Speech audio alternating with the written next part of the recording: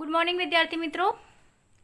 આગળના લેક્ચરમાં આપણે ભારતના વિદેશ વેપારનું કદ, સ્વરૂપ અને દિશામાં વિદેશ વેપારનું કદ બુકની અંદર આપણે જોઈએ છે। એના માટે કે બુકની અંદર જે એક એક લીટી છે એમાંથી તમને MCQ અથવા તો શોર્ટ ક્વેશ્ચન આન્સર નીકળી શકે છે। તો હું એટલું બધું આખી બુક બોર્ડ પર ના લખી શકું, એટલા માટે મેં ડાયરેક્ટ બુકમાં બનાવવાનું શરૂ કર્યું છે। એ ફક્ત આ ટોપિક પૂરતું જ, ત્યારબાદ આપણે ફરીથી તેને બીજા જે પોઈન્ટ હશે એને આપણે બોર્ડ પર સમજીશું, બરાબર। તો આજે આપણે કાલના લેક્ચરમાં આપણે 1991 પછીના ભારતના વિદેશ વેપારનું કદ સુધી આપણે જોઈ ગયા હતા, જ્યાં કોષ્ટક સુધી આપણે જોઈ ગયા હતા। આજે આપણે આગળ જોવાનું છે કે સ્વતંત્રતા પછી શરૂઆતના વર્ષોમાં કઈ રીતે આયાત વધી, કઈ રીતે નિકાસ વધી, બરાબર, એ જોવાનું છે। તો અહીંયા પહેલાં આપણે જોઈ લઈએ કે standard 12 Gujarati medium,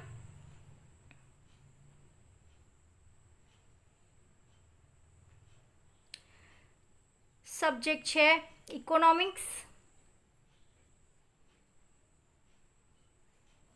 chapter number કયું ચાલી રહ્યું છે?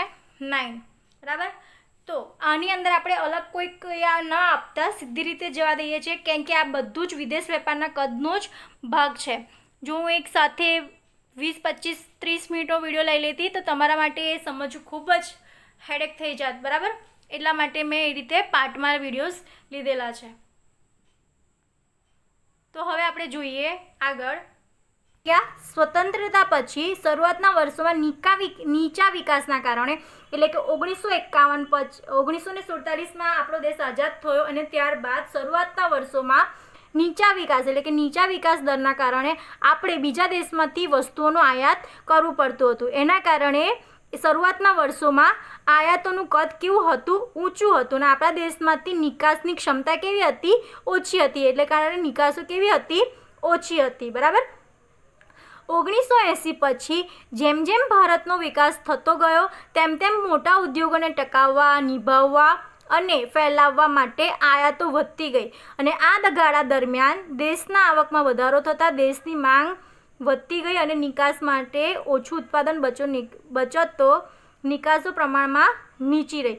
પણ જેમ જેમ વિકાસ થતો ગયો તેમ તેમ મોટા ઉદ્યોગોને ટકાવવા, નિભાવવા અને ફેલાવવા માટે આયાતો વધતી ગઈ। એટલે કે આપણા દેશમાં બધી વસ્તુ ઉત્પાદન ના થઈ શકે, એટલા માટે ઉદ્યોગોને ટકાવવા માટે બહારથી વસ્તુઓનો આયાત કરવામાં આવતી હતી, જેના કારણે આપણા આયાતો વધતી ગઈ। અને આ ગાળા દરમિયાન દેશની આવકમાં વધારો થતાં, કેમ કે બીજા દેશમાંથી વસ્તુ આવે અને આપણા દેશમાં તે ઉદ્યોગોમાં વાપરવામાં આવે અને આપણા દેશમાં તે વસ્તુને વેચાણ વધતો જાય છે, બરાબર, માંગ વધતી જાય છે, જેના કારણે આવકોમાં મોટો વધારો થતો ગયો। નિકાસ માટે ઓછું ઉત્પાદન બચતા નિકાસોની પ્રમાણ નીચી રહે। એટલે હવે બીજા દેશમાંથી આપણે આયાત કરીને વસ્તુ મંગાવીએ, તે આપણા ઉદ્યોગોમાં વાપરીએ, જેના કારણે આપણી દેશની પ્રજા વસ્તુની માંગ કરે અને આપણા દેશની પ્રજાને પહોંચી વળવા માટે વધારે ઉત્પાદન કરવામાં આવે, એટલે કે નિકાસો માટેનું ઉત્પાદન વધતું ન હતું, જેના કારણે ઓછું ઉત્પાદન બચતા નિકાસો કેવી રહી? ઓછી રહી।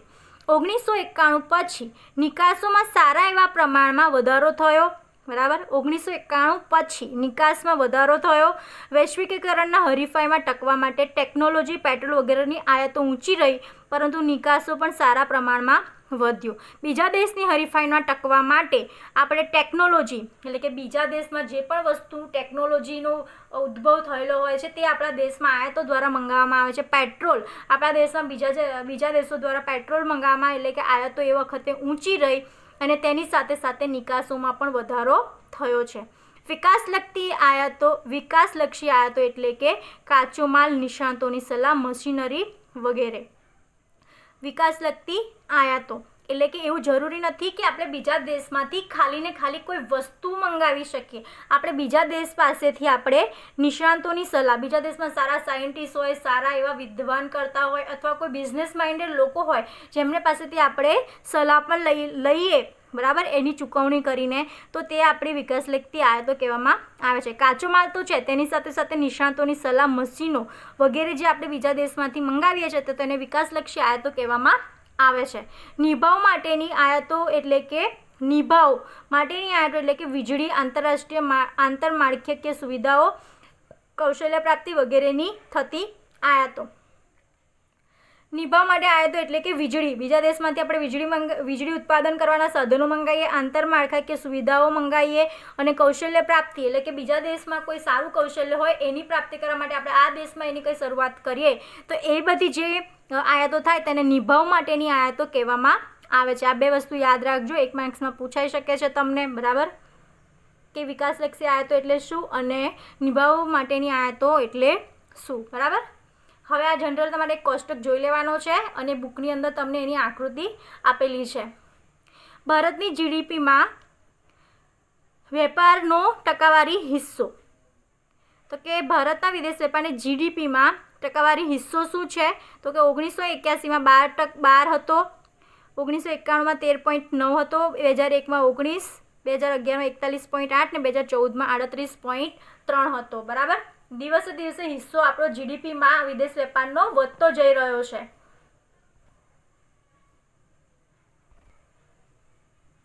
એ સ્વાભાવિક જ વાત છે, બરાબર, કે જેમ જેમ આયાત નિકાસ વધતી જશે તેમ તેમ શું થશે, આયાત નિકાસ જેમ જેમ વધશે તેમ તેમ ભારતમાં જીડીપીમાં એનો વિદેશ વેપારનો હિસ્સો પણ કેવો થતો જશે, વધતો જશે, બરાબર. આગળ એનો કોષ્ટક જતો રહ્યો એટલે આપણે આકૃતિ અહીંયા એમ જ સમજી લઈએ. જેમ કે અહીંયા શું કીધેલું છે, પહેલાં અહીંયા શું કીધું હતું, ફરી આપણે ટર્ન કરીને પેજ જોઈ લઈએ કે 1981માં શું હતું, 12, બરાબર, 1991માં 13.9, 21, 2011માં 19 ને 2011માં 41.8, બરાબર. અહીં આગળ આકૃતિમાં દર્શાવેલું છે કે એ 1981માં 12, 1991માં 13.9, 2001માં 19, 2011માં 41.8 અને 2014માં 38.3, બરાબર.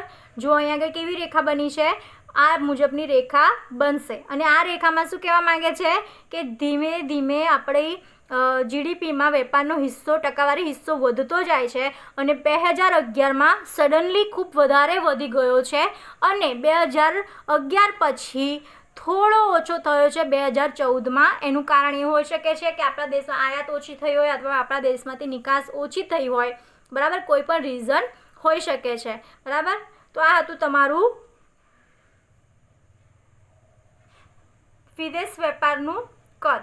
શું હતું, વિદેશ વેપારનું કદ. હવે આપણે આગળના લેક્ચરમાં શું જોઈશું, ભારતની આયાત અને નિકાસમાં વસ્તુઓનું સ્વરૂપ.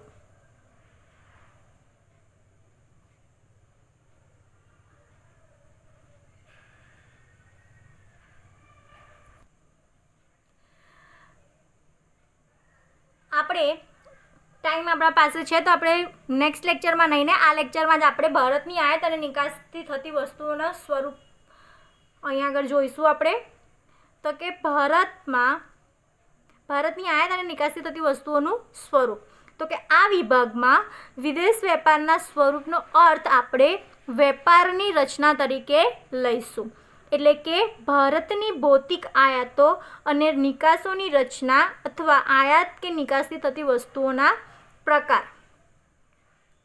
અહીંયા આગળ આપણે સ્વરૂપ તરીકે નહીં ને વેપારની રચના તરીકે ઓળખીશું, બરાબર. એટલે કે તમને એવું પૂછવામાં આવે કે વિદેશ વેપારનું સ્વરૂપ નહીં પણ વિદેશ વેપારની રચના સમજાવો તો તમારે શું સમજાવવાનું, વિદેશ વેપારનું સ્વરૂપ સમજાવવાનું, બરાબર. તો અહીંયા આગળ જો તમને આખી લીટી આપેલી છે કે ભારતની ભૌતિક આયાતો અને નિકાસોની રચના, બરાબર, અથવા તો આયાત અને નિકાસોની વસ્તુઓના પ્રકારો, કઈ કઈ વસ્તુ આપણા દેશમાંથી બીજા દેશમાં આયાત કે નિકાસ થાય છે, બરાબર.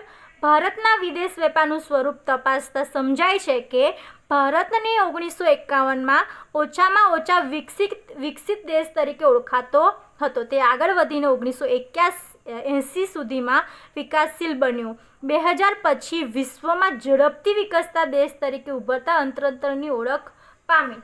આપણો દેશ 1951માં ઓછો વિકસિત દેશ હતો.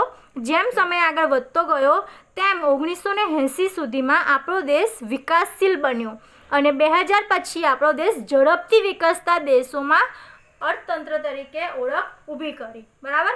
તો આ વસ્તુ તમારે યાદ રાખવાનું છે કે ક્યારે આપણો દેશ ઓછો વિકસિત દેશ હતો 1951માં, ક્યારે આપણો દેશ વધુ વિકાસશીલ બન્યો તો 1980માં, અને 2000 પછી આપણો દેશ ઝડપથી વિકસતા દેશોમાં સામેલ થયો. ઓછા વિકસિત દેશ દરેક ક્ષેત્રની આયાતો મોટા પ્રમાણમાં થાય છે. ઓછો વિકસિત દેશ હોય, બરાબર, એની દરેક ક્ષેત્રની આયાતોનું પ્રમાણ કેવું હોય છે? મોટા પ્રમાણમાં. જે દેશ ઓછો વિકસિત હોય તે દેશમાં વધારે આયાતો થતી હોય. એનું કારણ શું કે એ લોકોના દેશમાં એટલી બધી વસ્તુનું ઉત્પાદન થતું ના હોય, જેના કારણે લોકોના વાપરવા માટે એ વસ્તુઓ બહારથી મંગાવવામાં આવે.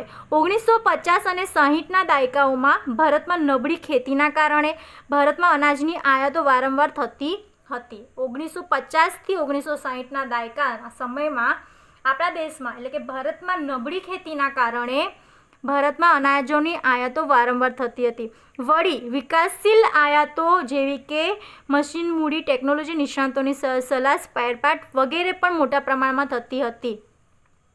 વિકાસશીલ આયાતો એટલે કે અનાજની આયાતો તો થતી જ હતી, તેની સાથે આપણા દેશનો વિકાસ કરવા માટે એટલે આપણા દેશમાં જે મશીન ના બની શકતા હોય એ બીજાના દેશમાંથી લાવી શકીએ. મૂડી, બરાબર, ટેકનોલોજી, જે કે આપણા દેશમાં પહેલાં કોમ્પ્યુટરની બનાવટ ન હતી તો આપણે બીજા દેશમાંથી મંગાવવી પડે. નવા સોફ્ટવેરો, બરાબર, નવા મશીનરી, ઘણી બધી ટેકનોલોજી છે જે આપણે બીજા દેશમાંથી આપણા દેશમાં મંગાવવામાં આવે છે. ઇન્ટરનેટ છે, બરાબર, ફોન છે ટેકનોલોજીવાળા, બરાબર, કેટલી બધી વસ્તુઓ છે. એની સાથે સાથે નિષ્ણાતોની સલાહ. મેં પહેલાં બી આગળના લેક્ચરમાં તમને કીધેલું છે કે એવું નથી કે તમે વસ્તુ આયાત કરો, બરાબર, મશીન આયાત કરો, એવું નથી. આપણે બીજા દેશમાંથી આપણે સલાહ પણ આયાત કરી શકીએ છીએ. સ્પેર પાર્ટ્સ એટલે કે આપણા દેશમાં અમુક વસ્તુના સ્પેર પાર્ટ બીજા દેશમાંથી મંગાવવામાં આવતા હોય છે. એ પણ મોટા પ્રમાણમાં થતી હતી 50થી 1960ના દાયકા સમય. વળી નીચા નિકાસની પદ્ધતિમાં પ્રાથમિક ચીજવસ્તુઓનું નિકાસો વધુ હોય છે.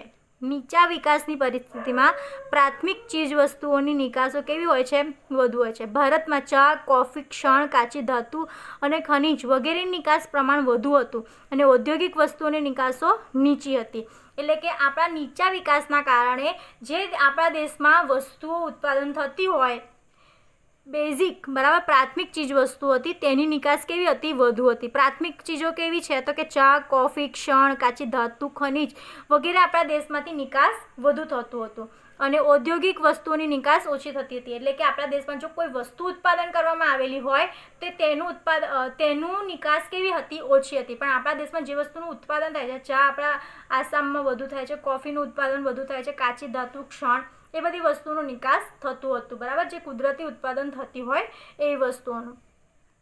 જ્યારે દેશને વિકાસશીલ બને ત્યારે અનાજની આયાતો ઘટવા પામે છે અને દેશની નિકાસો પ્રાથમિક વસ્તુનો હિસ્સો પણ ઘટે છે. ઔદ્યોગિક નિકાસોનો હિસ્સો વધે છે. અને જેમ આપણો દેશ વિકાસશીલ બને છે તેમ આપણી પાસે જો વિકાસશીલ બનશે એટલે આપણી ખેતી સારી થશે, એટલે આપણને બીજા દેશમાંથી અનાજ મંગાવવાની જરૂર પડશે નહીં, એટલે કે આયાતો ઘટવા માંગશે. અને આપણે જે આપણા દેશમાંથી ઔદ્યોગિક વસ્તુની નિકાસ ન થતાં આપણી જે પ્રાથમિક વસ્તુઓ હતી જેમ કે ચા, કોફી, શણ, બરાબર, ખનિજ, કાચી ધાતુ, એ બધાનો હિસ્સો ઘટે છે. એટલે કે આપણે જરૂરી વસ્તુ બીજા દેશને નિકાસ નથી કરતા, એના બદલે ઔદ્યોગિક નિકાસોનો જે હિસ્સો વધે છે. એટલે કે આપણા દેશમાં જે સારી વસ્તુ ઉત્પાદન થાય છે તે બીજાના દેશમાં પણ મંગાવવામાં આવે છે. એટલે કે ઔદ્યોગિક નિકાસોનો હિસ્સો વધે છે. ભારતમાં 70 ને 80ના દાયકામાં આ પ્રકારના વલણો જોવા મળ્યા હતા. એટલે કે 1950-60ના દાયકા પછી 1970 અને 1980ના સમયમાં આ વલણો જોવા મળ્યા હતા. ડિફરન્સીસ તમે જોઈ લો અહીંયા આગળ કે પહેલાં અહીંયા આગળ પ્રાથમિક ચીજવસ્તુઓની નિકાસ વધુ હતી અને આયાતો પણ વધુ હતી. જ્યારે વિકાસશીલ દેશ બન્યો આપણો 1970-80 દરમિયાન, ત્યારે અનાજોની આયાતો ઘટવા માંડી અને જે પ્રાથમિક વસ્તુની નિકાસ હતી તે પણ ઘટી, પણ ઔદ્યોગિક નિકાસોમાં વધારો થયો છે. આગળ જોઈએ, નિકાસની ગતિ વધતા વિકાસના નિભાવ માટે